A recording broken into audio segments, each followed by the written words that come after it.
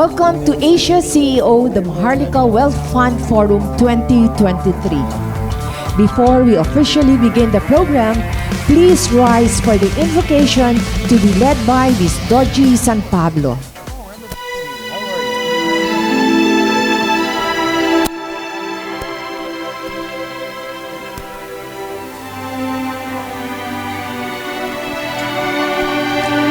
Lord, we praise you and we glorify you. And may your goodness and love be present amongst us today. Come bless our gathering with unity, hope, and vision. Lord, we pray for unity. Build in us all a deep respect for one another so that your family be one. Lord, we pray for hope. Come, stir your hope within our hearts and renew our faith. Lord, we pray for vision to make the Philippines a first world country. We ask all this in the glorious name of Jesus. Amen. Please remain standing for the Philippine National Anthem. Mga kababayan, ang pambansang awit ng Pilipinas. Kayang magiliw, sa sinamanan, alam ng puso, sa titik mo'y buhay. Lupang pilihan, kuyagan ng magiting, sa manlulupin, di ka pasisigil, sa lagatang tulong sa simuyan, sa langit mo babaw, ay hinagang tulatawid sa pagkayang minamahal. Ang isang lang katawan ko'y tagumpay na naghihinig, ang bituin at karoon niya kailan pa may nakikinig. Lumanang araw ng warhapit pagsingka, buhay langit sa piling mo. Ang inigaya naman ay pangaki, at mamatay ng dahil sa'yo. Thank you, everyone. You may now be seated. In today's gathering, we will hear from our distinguished guest speakers on how the MAHARLIKA Wealth Fund can make the country better for Filipinos and the Philippines. And now, let's welcome our host, Mr. Richard Mills. Oh, an applause? Gosh, thank you. Really nice to have everybody with us. I know it was a last-minute kind of announcement about a holiday, but it's okay. We've got a nice group and an intimate, nice group.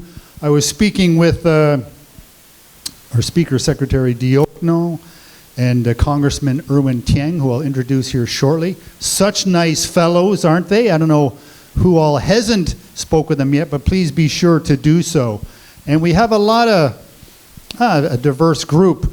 I see Deo, Ever Belina. Please, Deo, come on, step up. This is a former chairman of the Philippine Basketball Association, really done a lot for sport in Philippines, and his business has really been a start from nothing, kind of a success story. And close to him is Mike McCullough. If you go married a few years ago now, married to a gal here. But if you go through BGC and you see the big KMC on at least one of the big buildings, maybe more, I'm not sure, but this is the guy. And talk about investment in Philippines. His company was acquired by, I can't remember, some big company somewhere, Mitsubishi Corp. So a lot going on in Philippines. I'll just make a few more introductions here. PH, my technology here, is here with us. They were also acquired by an international group. And do we have Adi here? Where's Adi from? Yes, where is Adi of Grover Corp? No, she's shy, is she? But a lot of financial organizations were getting messages from different groups everybody is interested in Philippines these days. Now, Dr. Bernie Villegas over the years has filled my head full of all kinds of reasons for that, but Philippines seems to be at its liftoff stage, and it is extremely exciting. China has had a fantastic run over the past 20 years, whatever the number is you want to look at, but it seems like it's slowing down. Not to put them down at all. It's been a fantastic success story for them, but Philippines is really at the liftoff phase. And there's more excitement now than, I don't know, others have told me the same thing, than I've ever heard in the 20 years that I've been in Philippines. Our Finance Secretary Diokno is a name that's always mentioned, especially by the financial guys, as part of the reason for that. So it's really a key thing. Along with, of course, our friends in Indonesia and Vietnam, they're also doing very well. We wish them well. We want them to do well also. It's just that we want Philippines to do better. That's all. So today, about this Maharlika bill and fund, this is an exciting thing because the extra financial force for infrastructure will play a really big role in driving the country ahead, and it's so exciting, guys. This is what we've all been waiting for, is this liftoff phase. So we should all be happy and excited about it. We also have Christian Mueller, who runs what I understand is the largest agricultural farming operation in Palawan, and a recent winner of Asia CEO Awards. We have, maybe I shouldn't, I'm getting into trouble Keith Jones and Nika Jones, a high-growth fintech organization that they've developed together. We have Lichu Associates here. I know we've got a number of real estate advisory outfits because there is so much going on there. Maybe I can do a few more introductions later on, but we do have quite a diverse and interesting group with us. I'll make special mention of Congressman Erwin Tieng here. Please, he is the chairman of the Banking and Financial Intermediaries Committee within Congress, so he is the key guy really guiding this bill through.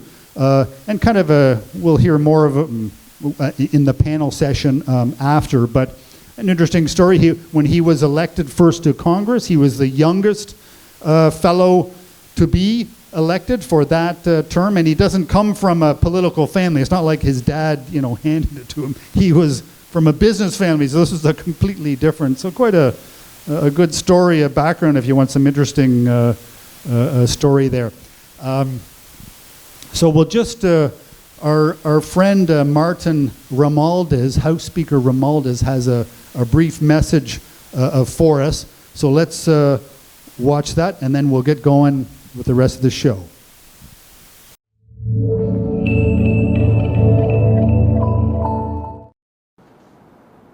Secretary Ben Diokno, Director Bernie Villegas, Chairman Richard Mills, Madam Rebecca Bustamante, friends, guests, ladies and gentlemen, good morning, and thank you for providing this platform where we can explain the Maharlika Investment Corporation Bill. I sincerely hope that by the end of this talk, misconceptions are clarified and more people support the Maharlika Bill. At the outset, I would like to give context for the Maharlika Bill. As I said, after assuming the position of Speaker of the House of Representatives in July, our mission was clear: to help resuscitate the pandemic-battered economy and make economic transformation the engine that would uplift the lives of our people. This is the aspiration that spurs and animates the actions of your House of Representatives in the 19th Congress. From the swift passage of the General Appropriations Act of 2023 to the passage on third and final reading of important messages such as the Virology and Vaccine Institute of the Philippines Act and the Health Emergency Auxiliary Reinforcement Team Act, as well as the Maharlika Investment Bill, the move to amend the restrictive economic provisions of the 1987 Constitution, the welfare of the Filipino people and the economic development of the country has always been paramount as our consideration. In just over 5 months since the 19th Congress opened, your House of Representatives passed a total of 173 bills for the Senate's consideration. President Ferdinand R. Marcos Jr. articulated the challenge before this administration to reduce poverty levels to single digit. Such an ambitious goal requires resources that the government has precious little of. To raise the needed funds, the government traditionally creates new taxes or increases existing ones or borrows from banks. I suppose everyone will agree that no one wants new or higher taxes. The MAHARLIKA bill, as envisioned in House Bill number 6608, lessens the need for government to go through these traditional modes by creating an alternative system through which funds for national development projects may be generated in an efficient and sustainable manner at that. Under House Bill 6608, a small portion of the investable funds from the Land Bank, the Development Bank of the Philippines, and the Bangko Sentral ng Pilipinas are pooled and placed under the management of the MAHARLIKA Investment Corporation as the initial capital, which shall be the MAHARLIKA Investment Fund.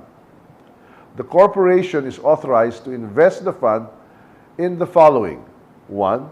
Cash, foreign currencies, metals, and other tradable commodities. 2.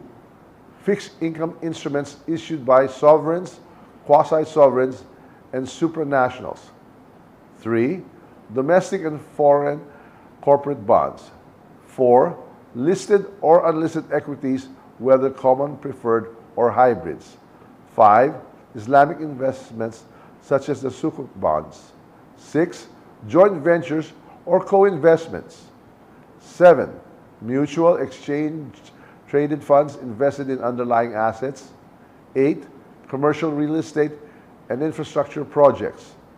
9. Loans and guarantees to or participation into joint venture or consortia with Filipino and foreign investors, whether in the majority or minority position in commercial, industrial, mining, agriculture, housing, energy, and other enterprises, which may be necessary or contributory to the economic development of the country or important to the public interest. Among others, and in simple terms, the MAHARLIKA Investment Corporation is authorized to invest in financial instruments and equities which have guaranteed high rates of returns on investments or ROIs. The investments can be here or abroad. Note that the MAHARLIKA Investment Corporation can only participate in government projects that are approved by the National Economic Development Authority, ensuring that the fund is used for purposes that support the socio-economic development plan of the government. From these ROIs shall come funds that will be used to support government programs that provide subsistence subsidies to poor Filipino families. The Land Bank, the Development Bank of the Philippines, and the Bangko Sentral ng Pilipinas are not the only organizations which can invest in the MAHARLIKA Investment Corporation. Interested private corporations may also invest in the MAHARLIKA Fund. This early, a prominent Japanese business group has already expressed its interest in the fund. As far as the issue of possible misuse and abuse of the fund, let me assure everyone that your House of Representatives is keenly aware of your concern. For this reason, we have seen fit to incorporate adequate safeguards in House Bill number 6608 to ensure that the funds are invested properly. These safeguards are both proactive and punitive. At the proactive side are the following safety checks. 1. The management of the MAHARLIKA Investment Corporation shall be persons of good moral standing and reputation, of recognized probity and independence, with substantial experience and expertise in either corporate governance and administration. investment in financial assets, management of investments in local and global markets. 2, the corporation will have a risk management unit which shall ensure that a prudent balance between risk and reward is maintained in the corporation's investments. 3, the corporation's operational costs shall be limited to 2% of the Maharlika Fund only. 4, the books and accounts of the MIC will be subject to several layers of examination and audit. Aside from the Commission on Audit, the corporation shall be mandated to engage an independent internal auditor under the direct control and supervision of the Board of Directors and an internationally recognized auditing firm to be an external auditor. The audits shall include an assessment of whether investments are in compliance with the Santiago Principles, a set of guidelines designed to promote good governance, accountability, transparency, prudent investment practices, and a stable and open investment climate. Apart from these safeguards, the corporation's operations will also be monitored by the Maharlika Investment Fund Joint Congressional Oversight Committee. 6, House Bill number 6608 also provides that all Maharlika documents will be open to anyone who wishes to review them. These documents include the following: all investments made by the corporation using the Maharlika Investment Fund, statement of assets and liabilities of members and officers of the board, risk management unit, and advisory board.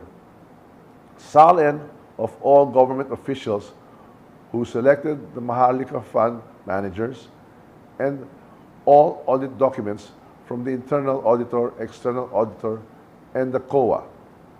If these proactive provisions are not enough, House Bill number 6608 also provides heavy penal provisions and criminal sanctions to hold accountable and punish any director, trustee, or corporate officer who is proven to have abused the management of the Maharlika Investment Fund. Any erring official of the Maharlika Investment Corporation can be charged with malversation or plunder, the latter being a non-bailable offense depending on the amount embezzled. In recent months, I have come to see, with our push for the Maharlika and the amendment of the restrictive economic provisions of the constitutions, among others, that the House of Representatives has become one of the primary drivers of the important conversation on national development. It is a responsibility that we cannot and will not shirk from, even at the cost of precious political capital. We remain committed to our mission's objectives. At stake is nothing less than the long-term welfare and development prospects of our countrymen. It may also be prudent to note that the Maharlika Fund is not a new idea. Countries all around the world have resorted to it as another of their developmental strategies. Some have been successful, a few have not. Instead of dwelling on the failures, we at the House of Representatives choose to focus on what is possible, incorporating the lessons learned from the practice of the other nationals to reduce the risk of failure and optimize the probability of success. To criticize and to find fault is easy. Proposing creative and alternative solutions to the country's development challenge is much more difficult. We at the House of Representatives do not claim a monopoly to development. If there is anyone who has more creative ideas on how to support national development, by all means, make them known.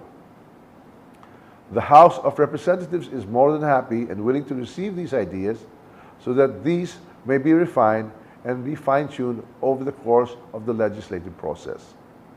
I am confident in every Filipino's innate ability to find practical solutions to many of our problems. Let us work together towards a brighter future for the Philippines. With unity of spirit, there is truly nothing we cannot succeed in. Thank you and good morning to all. Mabuhay ang Pilipinas, mabuhay tayo lahat.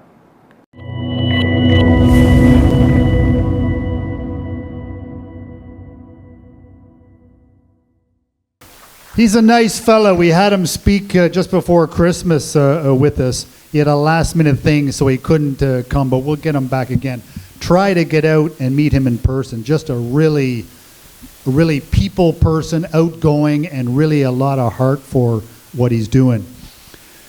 Our first speaker, and I would say our highlight of the day, not to take anything away from Dr. Bernie Villegas, but this is our first time for Secretary Diokno. A very esteemed background.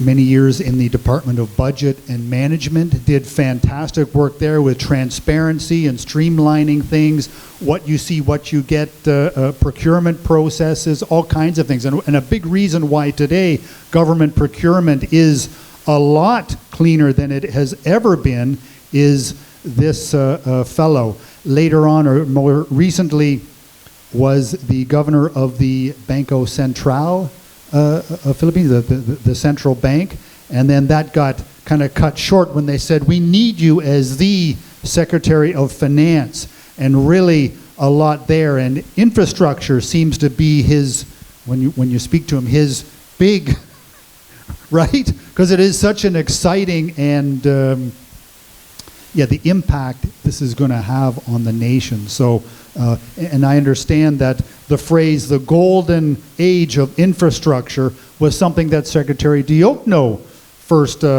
promulgated. And so this is key, and we're really glad to have Secretary Diokno with us. So please welcome Secretary Benjamin Diokno to the stage. And we'll have an interesting story. And Secretary, you can speak for as long as you wish. Everybody's going to enjoy hearing the story. So, and you see he's also very fit, I got to say. I don't know his secret, but I'm pleased he is. Thank you very much, sir. Thank you. Thank you, Richard. I'll try to be brief, not long, so we have more time for the forum. The speaker spoke about the MAHARLIKA Fund. His presentation was very exhaustive, so let's thank him for that.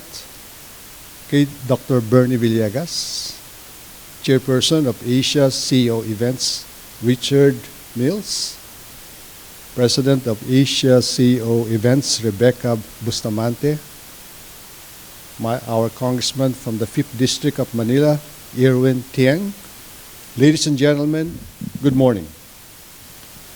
The MAHARLIKA Investment Fund, which shall be the country's first ever sovereign investment fund, is designed to promote economic development by making strategic and profitable investments in key sectors. It is intended to support the goals we have set in the medium-term fiscal framework, the 8-point socioeconomic agenda, and the Philippine Development Plan 2023 to 2028. The fund aims to optimize the use of government financial assets and promote their intergenerational management. This will be an important instrument to generate consistent and stable investment returns to advance the Philippines' long-term development goals. We support the establishment of the fund for the following reasons. First, sovereign investment funds are tried and tested investment vehicles used by governments in both developed and developing countries to achieve economic goals. The Indonesia Investment Authority, or INA, for example, is a good model for the Philippines as it was used to invest in big-ticket infrastructure projects. In the near term and medium term, our sovereign investment fund will widen our fiscal space and ease pressures in financing public infrastructure projects. Currently, the government uses several financing mechanisms to support the country's public infrastructure needs. And these include the national budget, public-private partnership arrangements, and official development assistance.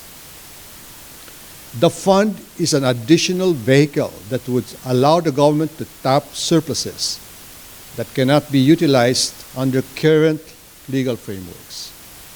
It will also be open to co-financing with foreign investors and multinational institutions to facilitate financing of capital-intensive, big-ticket infrastructure. Second, sovereign investment funds generate intergenerational benefits. This means that royalties from extracted natural resources, such as in mining, can be accessed by future generations. Third, the fund will increase investments for big-ticket infrastructure, green and blue projects, countryside development, and other employment-generating projects. Key examples include public road networks, tollways, green energy, water, agro-industrial ventures, and telecommunications. These critical areas offer better rates of return and greater socioeconomic impact on the economy. To ensure that these gains will be realized, the fund will be established with the highest standards of accountability, fiscal responsibility, and good governance. The proposed fund will adhere to the Santiago Principles, which pertain to the generally accepted principles and practices to ensure the effective operations of sovereign wealth funds globally, and will be governed by the relevant investment and risk management guidelines. Under the current version of the bill, pending in Congress, the MAHARLIKA Investment Corporation will be governed by a board of directors with 15 members. It will be chaired by the Secretary of Finance, and other members include the CEO of the MAHARLIKA Investment Corporation, the President and CEO of the Land Bank of the Philippines, and the Development Bank of the Philippines. 6 regular members representing the contributors to the fund, with the seats distributed in proportion to their corresponding investments. And 5 independent directors from the private sector, the academe, the business sector, and investment sector. The economic team will work closely with the fund's administrators as its advisory body to help ensure that they comply with proper financial reporting and auditing standards. This is also to align investment decisions with fiscal and monetary policies. The advisory body shall be composed of the Secretary of the Department of Budget and Management, the Secretary of the National Economic Development Authority, and the National Treasurer. Now, in order to ensure accountability and proper governance of the fund, several layers of oversight measures will be put in place. The Speaker talked about this, but first layer is that the board is required to appoint an internal auditor who shall provide written interim financial and management reports as requested by the advisory body. Second, there will be an internationally recognized auditing firm that will serve as external auditor of the fund to audit its financial statements. Third, as with other agencies, the books and accounts of the fund shall be subject to the strict examination of the Commission on Audit. Fourth, a joint congressional oversight committee will be constituted to oversee, monitor, and evaluate the implementation of the fund.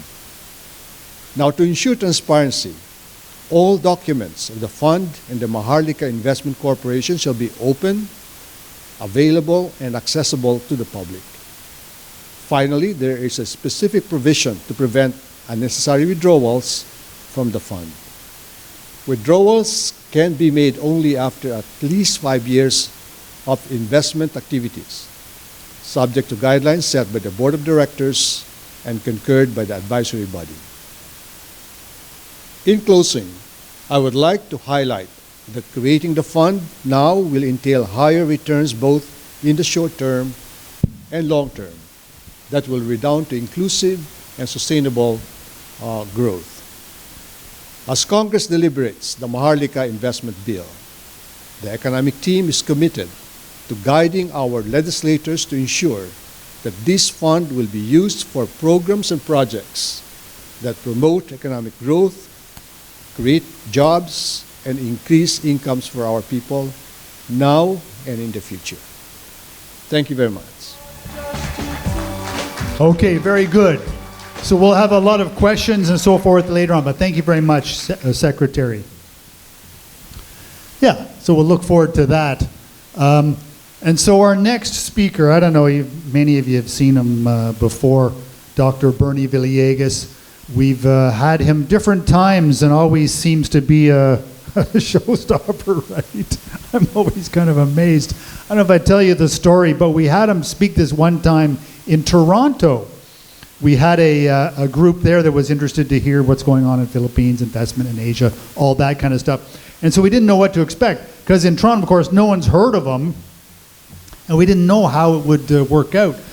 But he was vibrant and a showstopper, blockbuster. People were mesmerized by his information. So I was pretty impressed, because here you got an advantage because everybody knows you. So, okay, so please, so with some background about this, because Bernie has, the economic information about this and why it's so required. So please welcome Dr. Bernie Villegas. Bernie was chairman of the committee that wrote the country's constitution. He has a PhD from Harvard. He was, at the time, the youngest, speaking of youngest today, he was the youngest instructor at Harvard at the time that he was there. He, many tremendous contributions over the years, an advisor to 6 presidents, 7 now, I'm not sure, there's so many. So please, Dr. Bernie Villegas, really nice to have you. Thank you, Richard. The Honorable Secretary Diokno, Congressman Tieng, distinguished guests, ladies and gentlemen, I'd like to focus on what the Secretary referred to as strategic and profitable investments in key sectors.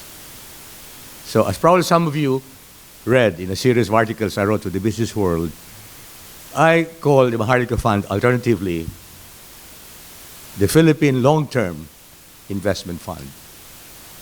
And let me establish my assumptions.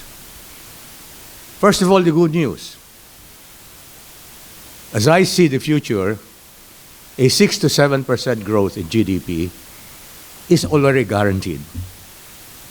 Even if, assuming the worst, there's very little that is being done by the present administration just to respect all the existing solid institutions and reformed economic policies that have been the result of more than 30 years of slow, sure, and sometimes painful reforms in which our good secretary was very much involved. So it is a fact that, for example, the Philippine Central Bank is one of the best central bank systems, not only in this part of the world, but in the whole world. And we have very professional people running practically all the agencies that have to do with economics. And that is because of people like Mr. Jokno, Secretary Jokno, and others who have contributed to building the right institutions. So 6 to 7% is attainable year after year. But in my view, especially if we're going to be first world by 2040 to 2050, we have to address especially the problem of poverty. Growth alone is not necessarily inclusive, as we all know. As you probably have heard Secretary Balikasan saying, we have to bring down our poverty incidence from still the 14 to 16% that we now are suffering from to at least single digit. Secretary Balikasan talks about 9%. I would like to see it closer to 4%, which practically all of our neighbors have already attained. And 6 to 7% will not be sufficient if we're going to really have inclusive growth. The good thing is 8 to 10% is attainable if, number one, we are able to stop the yearly decline in the agriculture sector. As you have seen in the latest data, for the last 3 years, agriculture has been negative. And so the first requirement for this present administration is to improve agricultural productivity to such an extent that we can attain at least 2 to 3% growth in agriculture for the remaining 5 to 6 years. Where did I pick the 2 to 3%? Thailand and Vietnam, the best countries in Southeast Asia in the field of agricultural productivity, have been growing their agriculture at 2 to 3% for the last 20 years.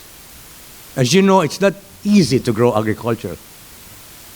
So many uncertainties, weather, pests, etc., etc. So 2 to 3% is not too much to ask of the President, who is now Secretary of Agriculture. So this is the first requirement for us to be able to attain 8 to 10% GDP growth rather than just 6 to 7%.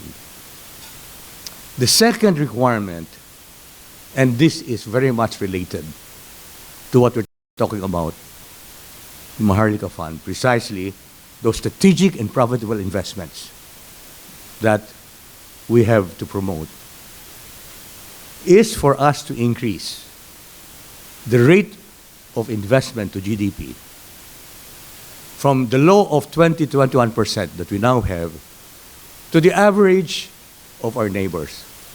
That can be anywhere from 25 to 40%. Our neighbors are investing much, much more of the GDP.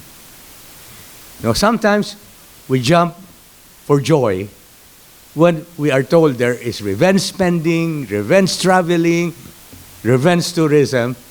And of course, there's reason, because then a lot of our companies are selling to the domestic market, and what they're producing are usually consumer goods. And so the whole business community is very happy when we're told that 70% of our GDP is explained by consumption. But the dark side is that we have a very low rate of savings as a percentage of GDP. Do you know that during the pandemic, it dropped to 10% savings to GDP? That's the bad news. That means that there is very little domestically that we can use for long-term investment. And to make matters worse, and it was not the fault of anyone, during the pandemic, we had to borrow. And now, as you very well know, our debt to GDP ratio is over 60%, which is untenable. And that is why Secretary Jokno and company are trying their best to make sure that by the end of the Marcos administration, that will be back at least to 40%. But remember, before the pandemic, the average was 30%. That 40% is already safe. That means that our government is constrained to continue in a very big way the build program that Secretary Jokno and company started during the Duterte administration. And so there's only one conclusion. If we want to improve our telecom system, our transport system, all the areas now in which foreigners can own 100% of equity, thanks to the amendment of the Public Service Act. In fact, if there are two things that I will remember as an economist the Duterte administration for, it's the build, and the amendment of the Public Service Act. That has put us at the same level as Vietnam in welcoming billions and billions of dollars of foreign direct investments. Do you know that Vietnam has been attaining $15 to $20 billion worth of foreign direct investments, at least for the last 5 to 10 years? Double, sometimes even triple our FDIs because we were still so close to foreigners before.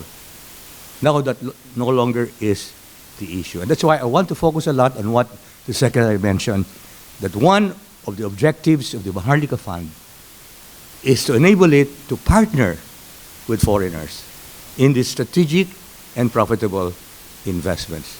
Two areas, everything that has to do with infrastructure, especially telecom and transport, and large-scale agribusiness ventures, for which we have very little capital.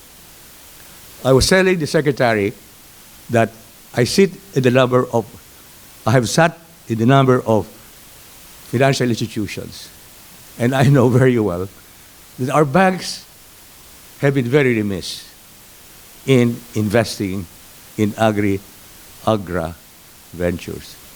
Our banks prefer to pay hundreds of millions of penalty because they're so averse in investing in agriculture. And sometimes they definitely are justified because there are just too many risks, including government neglect of infrastructures in the rural areas. But now, and I don't want to put Christian Mueller on the spot, there is room for large-scale investment in agribusiness. And you probably have noticed that a lot of conglomerates that have never been in agriculture, the Pagilinan Group, they're going big in agriculture. The MCI Group, I can tell you, I sit at the board. They're going big in palm oil plantations and so on and so forth, and you can see more and more non-agricultural groups seeing the opportunity. But that requires long-term fund.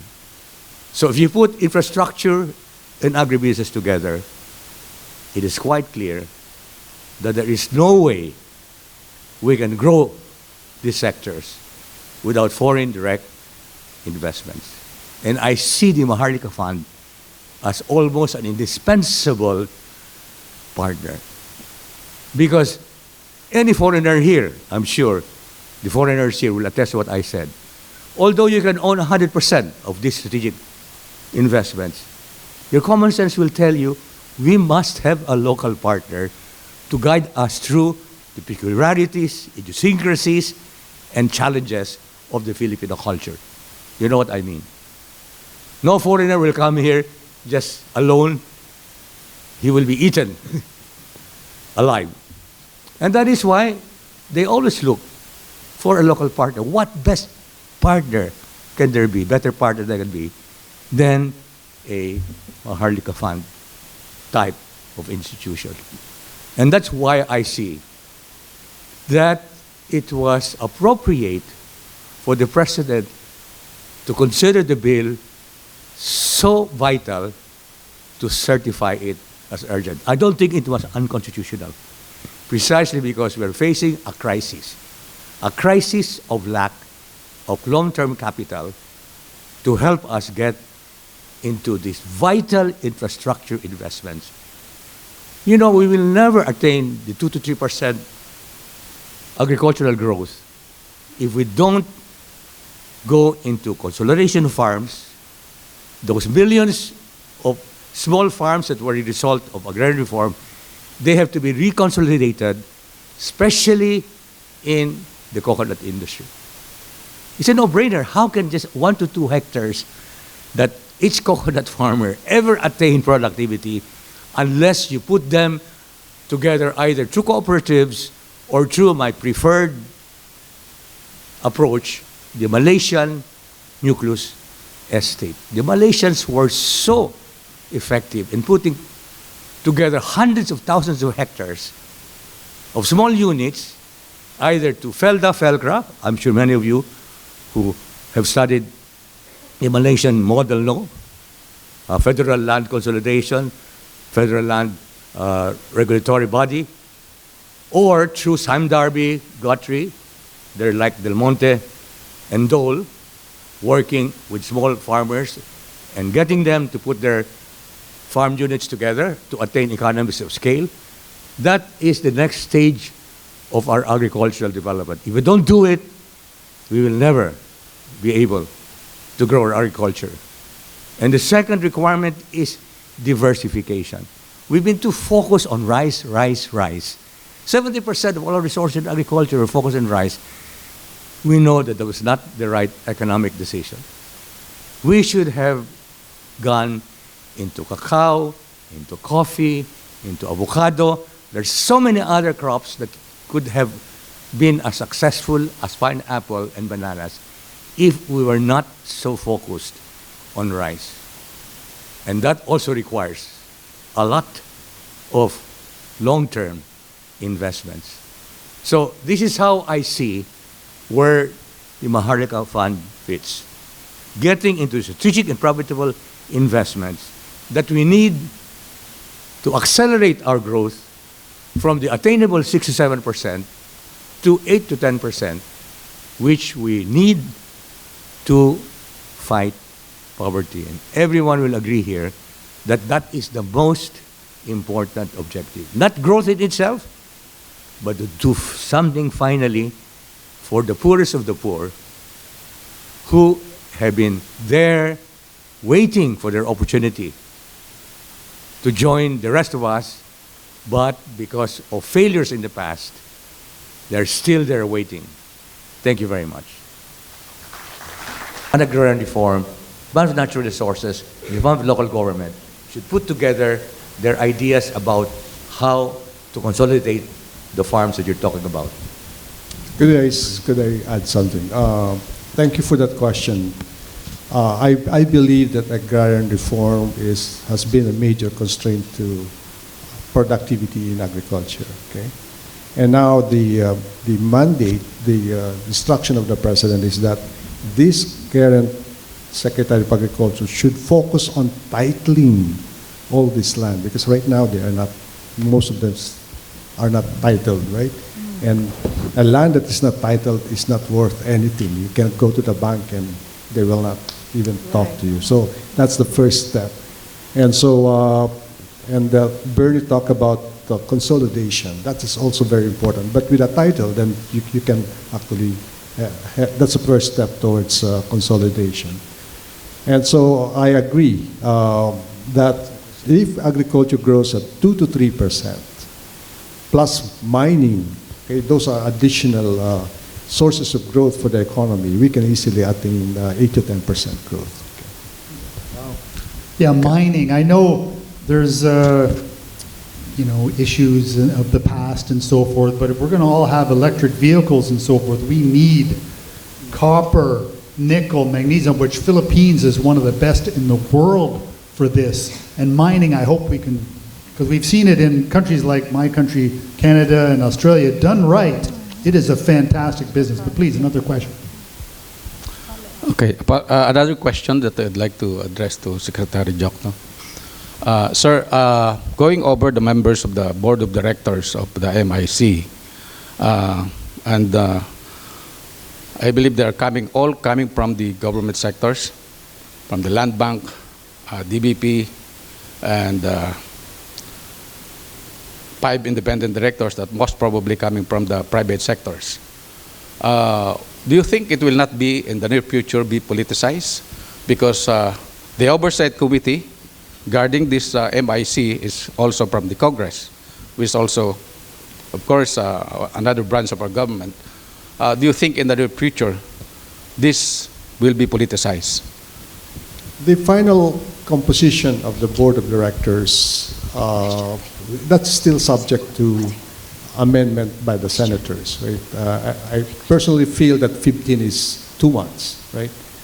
Having 15 directors, 2 months. But under the current formulation, you have the Secretary of Finance, you have the Land Bank of the Philippines and the DBP, plus the MIC. Those are 4 4 out of the 15. That's not too much. In fact, the number of independent directors there are 5 of them, and they can be more than the government representatives. So I don't think they will.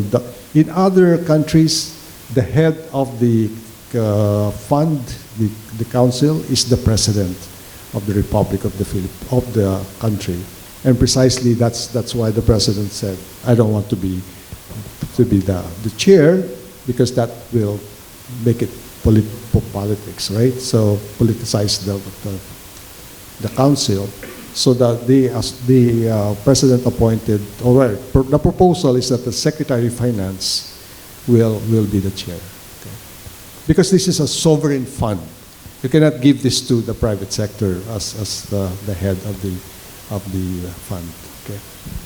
Okay. Got lots of questions. Can please. I point out something oh, please, else? Please, yes. That the other members of the board are coming from the investors. Suppose ADB, for example, invest. So ADB will have representative. Suppose an Arab fund invest. They will. So it's not really going to be politicized at all, because there will be a lot of people, even from outside our economy, who will be investors, and they'll be represented in the board if they make investments. No? Okay, please. Good morning, gentlemen. I'm Jo Villame. I'm the CFO of Aon Insurance and Insurance Brokers. My question is somehow related to taxation. We all know that one of the biggest noises now are the different or the interpretation on the taxation. So with this investment, is the taxation portion be interpreted or be included in the study or in the implementation? How will it impact the investments of the foreign investors in terms of taxation? Or will there be an impact? The original proposal is that the fund is tax exempt. Now we're doing away with the tax exemption, so there will be level playing field. Okay, so we treat this as any other investment opportunities for the private sector and the government. So level playing field, no tax exemption. Okay, very good. Maybe can I, while you're, but I'm interested, I thought it was a very narrow idea just for infrastructure, roads and bridges and so forth, but what are some of the main industries? We heard about agriculture being, others that will benefit from this or participate. What would you say? Well, we can invest in, Bernie talked about, we just opened up many areas, right? 100% ownership, like telco, airports, shipping, etc. And clean energy, renewable energy now is 100% foreign ownership. But as Bernie said, a foreign company would like, when they come in here, they don't want to be 100% ownership. They would like to tie up with a local partner, and the fund can be their local partner, okay? In a minority position. We won't be in a minority position. So we can co-invest in whatever areas will give us a higher yield for the fund. Okay? May I just add, why is it now that a lot of foreigners want to invest in the Philippines? Among others, also Vietnam, India. Because number one, the Financial Times reported recently that even in the midst of this crisis, $1 billion a day are pouring into emerging markets from the developed countries. They have so much fun. And why are they interested in coming to emerging markets? Because as you very well know, practically all developed countries are disappearing from this planet. Listen to Elon Musk. Because they no longer have markets. Japan has so many empty school buildings, for example. Spain can no longer build infrastructures because they have so many empty places. And so, but they still have the expertise and the capital to build infrastructures. Where will they build infrastructures? In the Philippines, in Indonesia, in Vietnam. So we're not just, whistling in the dark saying, oh, I'm sure foreigners will come. There is concrete evidence that developed countries want to come to emerging markets like the Philippines. And we have to capture some of those capital looking for profitable investment. Yeah, it's really exciting in the world, and Bernie has filled my head full of this, but at the time when Japan was 150 million people, Philippines was 100. But in the next, 20 years or so, it's going to flip. Philippines will be 150 and Japan will be 100. And this is happening in the world. Japan will be 80. Oh, is that right? Okay. So this is what's happening in the so-called rich countries. So they need young, vibrant countries like Philippines that speak English and they smile and sweet. So a big opportunity. Please, a question here. Hello, good morning. My name is Joel Barreto. I'm the principal cross-border wealth manager for Abacus Wealth International. We are an institutional wealth manager registered in California, USA. My question is more on the investments of the fund.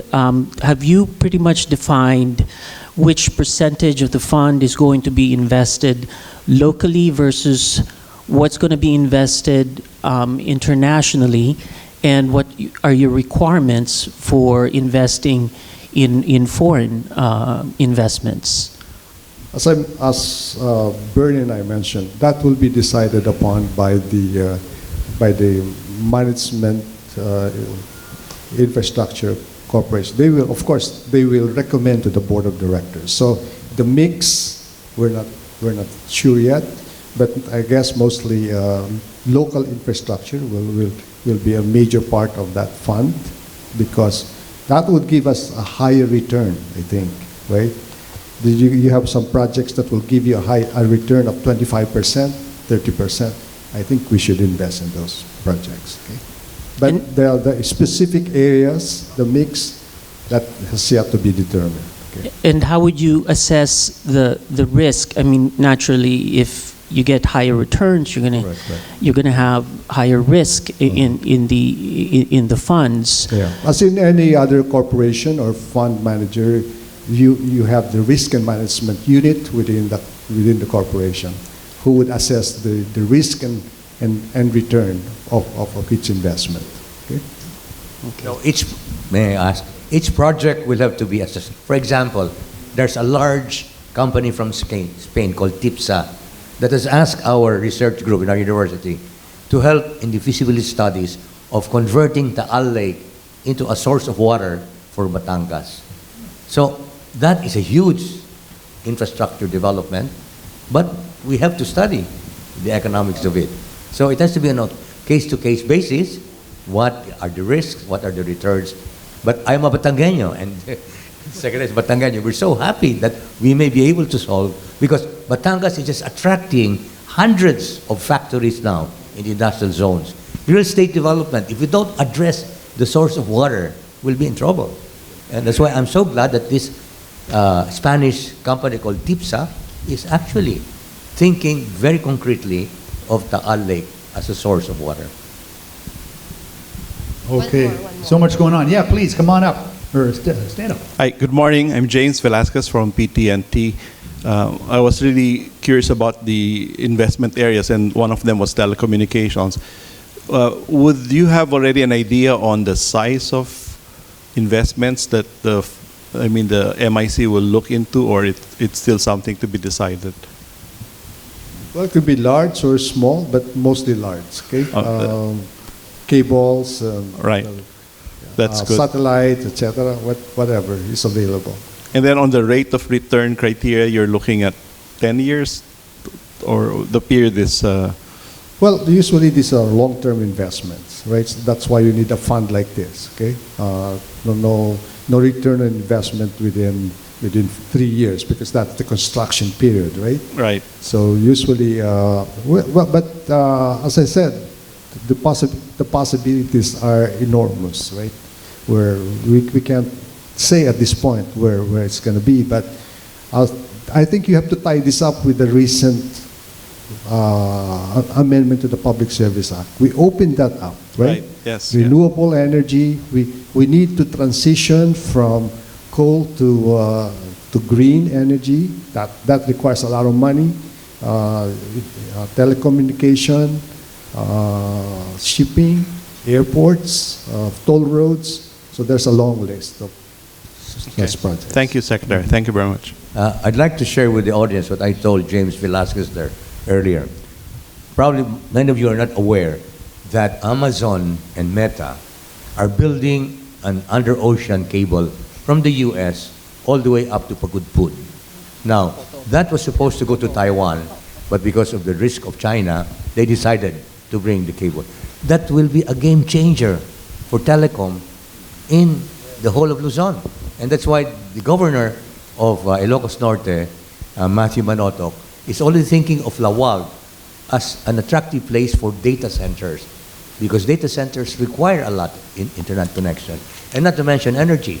And as you probably know, Ilocos Norte was the pioneer in wind power, and now the Ayalas are investing in solar.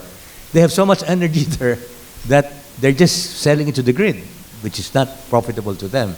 But if they can use them right there in Lawag, Lawag can be transformed into a major IT and data center. So these are things that are happening, and the Philippines is benefiting a lot from these developments. That's true. That's another big area, is these data centers. A big opportunity, but I think we're okay. Really good questions. This is a lot more than so really, really nice, everyone. Really good. So please, a hand for our speakers. Secretary Diokno, Dr. Bernie Villegas, and Congressman Berwin Tiang.